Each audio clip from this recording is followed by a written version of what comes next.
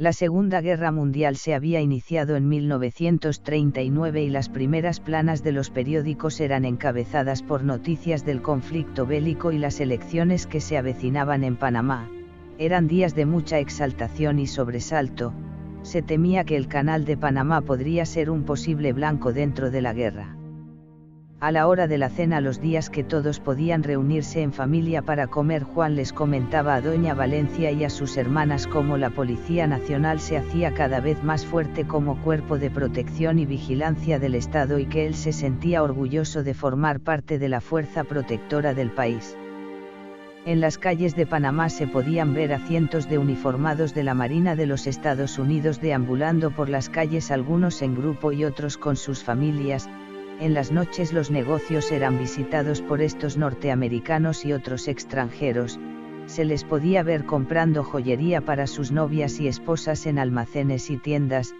También los centros de diversión nocturna eran abarrotados por estos uniformados, quienes llenaban las barras de los bares brindando y contando historias sobre sus hazañas en su fuerza armada para conquistar mujeres y pasar un buen rato de diversión. Doña Valencia les decía a sus hijas: no quiero que se alejen del balcón, ni que bajen las escaleras después de las 6 de la tarde, las mujeres decentes no tienen nada que buscar en la noche en esas calles llenas de marinos borrachos que solo buscan aprovecharse de las mujeres incautas e inocentes, y ustedes como señoritas deben permanecer en su casa antes de que anochezca. Al pasar el tiempo, la relación entre Eufemia y Charles se hizo más unida hasta que un día la joven, que ya contaba con 28 años, le dijo a su madre: mamá, ya tengo cierta edad para tomar decisiones y tú sabes que pasó mucho tiempo con Charles, él me ha demostrado que es un buen hombre y a pesar de su condición siento que me siento bien a su lado. ¿Y qué quieres decirme con todo esto, Eufemia? Bueno, mamá, que si no tienes ninguna objeción quisiera irme a vivir con ese hombre y si es posible formar una familia en la medida de nuestras posibilidades. ¿Estás segura? Ese hombre ya está rayando los 50 años, ¿crees que podrán tener hijos y ser felices? Sí, mamá, siempre y cuando tú no te opongas. Está bien, yo solo quiero lo mejor para ustedes, mis hijas, y si esa es tu decisión, no dudes que cuentas con todo mi apoyo. Gracias, mamá. Eufemia se convirtió en la mujer de Charles, aunque no formalizaron su relación por lo civil, ambos se querían mucho y empezaron a convivir y a llevar una vida de marido y mujer. Era 1940 y después que el doctor Arias ganó las elecciones realizó algunas de las propuestas que había hecho en campaña, reformando la Constitución, crea la Caja del Seguro Social y da el voto a la mujer, pero con ciertas condiciones y no así a todas por igual. Pero Arnulfo Arias tenía muchos enemigos a lo interno del país, grupos que lo adversaban políticamente. Sus reformas habían causado gran tensión, además de sus medidas en la política exterior adversaban las decisiones militares del gobierno de la potencia norteamericana. La cúpula política de los Estados Unidos veía con preocupación la admiración que Arnulfo tenía por las políticas de países europeos como Italia y Alemania.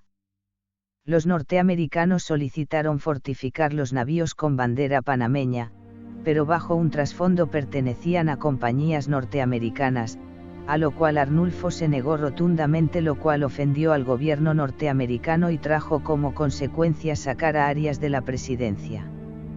Arias no estaba dispuesto a ceder y se oponía a peticiones exigidas por el gobierno imperialista yanqui, lo que trajo como consecuencia que lo derrocaran a solo un año de gobierno, aprovechando un viaje que hizo a Cuba.